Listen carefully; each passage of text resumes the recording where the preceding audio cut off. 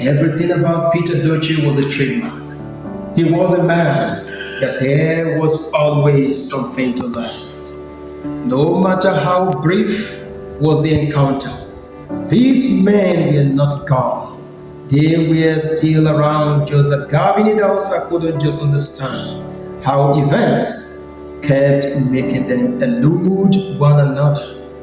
They were never in the same place, though she was fulfilled after the audition of Teku Benson gave her a role in a comeback blockbuster movie after a long stay in Hollywood.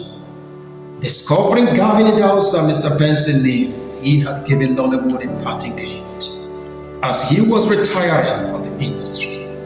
Teku Benson was a peculiar director and producer in Nollywood. Those days, just as well as Kolia Folayan, they didn't make movies often like others, but when they seldom did, the movies were classics. The things with other was to make a movie like any of the Hollywood movies. They ended up creating a dragon that would spit fire, and the fire would come from opposite direction against the dragon. And they would create a snake that crawled as if it were fly.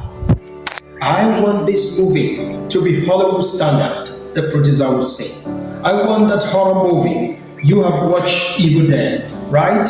He would ask. Yes, I have, the scriptwriter would reply. Good. Not exactly Evil Dead, but something close. Make something like that, he would explain. There was never this desire to make a Nollywood standard, a worthy thing that would make them free from the jaws of jokes of basket mouth. Those gunshots that sounded somewhat lesser than a slap, delivered by a newborn baby.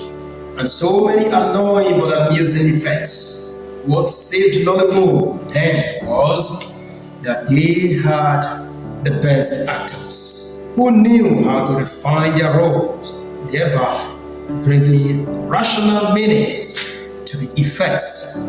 This was why they were loved. Indeed, they were the most beloved in the whole of Africa and in other continents because of those actors. Many people were addicted to Nollywood. Gavin Idahosa was addicted to it because of Jim Iyke and Peter Doce. Ima Ayuke too was because of Peter Doce and Genevieve. Bobby Jeff was addicted to because of Stephanie Okereke and Sam Diddy. Winnie Ogbedu was addicted to because of Omotola Jaladi and Peter Doce. And there were others who could forget their lunches because they were watching Nollywood movies featuring Benedict Johnson, Sean George, Bukky Wright, Michael Ezeudu, Paul Obazeli, Harry Iyobosa, Legema, Patience Ozokwo, Ngozi Ezono, Kanayo Okanayo, Emeka Ike, Kenneth Okonkwo, Andrew Usawa, Zach Oji, and many more whom, of course, had their specific role, irrespective of the story. Many and more of these names endure time and all in Nollywood because there was never a time they almost gave up their arts. Nollywood was there. They found completeness in their arts. It was not about the money. Only those who came into the arts because of the money and glamour could regret going into a venture and could as well back out. To be successful in Nigerian Nollywood, one must learn the arts, to get involved in mentorship programs, be patient, hone your skills, and be humble. Gavin Idahosa was quick to know these tips. Just like writers and books publishers were suffering the menace of piracy, so was Nollywood producers in those days. There were boys in the street of Upper Wicca, Alaba International Market, who were standing by 24 hours, ready to pirate any movies, even before the cast and crew would call it a wrap. The movies they struggled for was already out in the market, while people who knew not how it was all done were there in the market wrecking millions on the sales of the movies. The producers and marketers who struggled to make the movies, taking loans from banks and individuals, would be helpless. It was the major area they needed government interventions. Those days, piracy left producers in debt and slowed down the business of filmmaking. No Nollywoodian was happy about it. The gates were not useful, even in these regards. Then in Nigeria, nobody had the protection of the law except the politicians. But the Corporate Affairs Commission was prone and swift to compelling production houses and marketing outlets to register their businesses, as well as Copyright Commission was there always to encourage every content to be copyrighted, all because of the fees they would rake out of the process.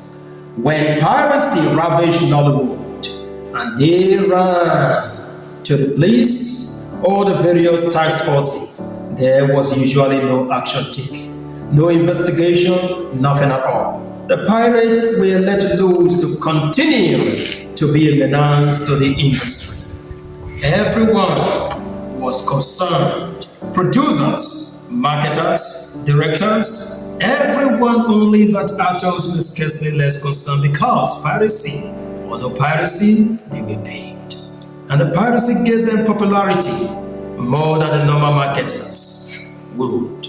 Piracy took their job to roll around the earth, to hinterlands, hamlets, where there was no electricity, where people used car batteries to supply electricity, where in an entire community, only one man would have a television and DVD player. Children from north, south, and east and west would come in every evening to gather, including adults who would crowd the small city room, making as many as well in the room equals to the one hanging by the windows and doors. In those places, children of a man like that were the princes and princesses. They controlled their peers, who didn't dare talk to them anyhow, because if they did, there would be consequences, which was going to be a ban.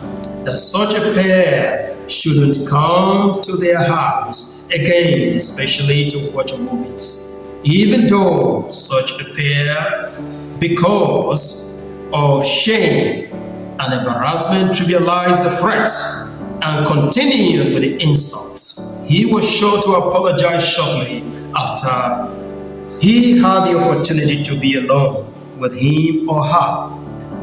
He would have a way to drag the begging and apologizes to where others were, so that they would be witnesses. Everyone in such villages wanted to blend in with the happenings around them. When others were talking about what Aki Apopo did to Agoye and Mechi Monago, they too would have the vocabulary of some local effort to talk about. And if others were talking about love between Ketenshaw and Emeka Ike, or Iniedo and Muna Obikwe, others would be talking about the stunt said to be or someday they pulled. They wanted to compete with one another.